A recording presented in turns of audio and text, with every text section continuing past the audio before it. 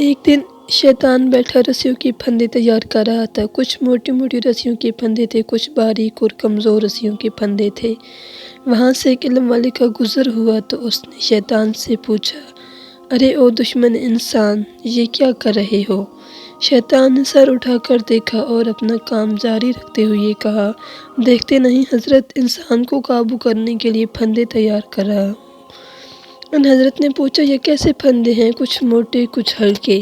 شیطان نے جواب دیا، پھندے ان لوگوں کے لیے ہیں جو شیطان کی باتوں میں نہیں آتے، لہذا مختلف قسم کے پھندے تیار کرنے پڑتے ہیں، کچھ خوشنما، کچھ موٹے اور کچھ باریک۔ ان حضرات کے دل میں تجسس پیدا ہوا، پوچھا، کیا میرے لیے بھی کوئی پھندا ہے؟ شیطان نے سر اٹھا کر مسکراتے ہوئے کہا، علم والوں کے لیے مجھے پھندے تیار کرنے نہیں پڑتے، آپ لوگوں کو تو چٹکیوں میں گھیر لیتا ہوں۔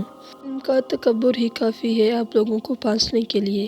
ان حضرت نے حیران ہو کر پوچھا، پھر یہ موٹے پھندے کس کے لیے ہیں؟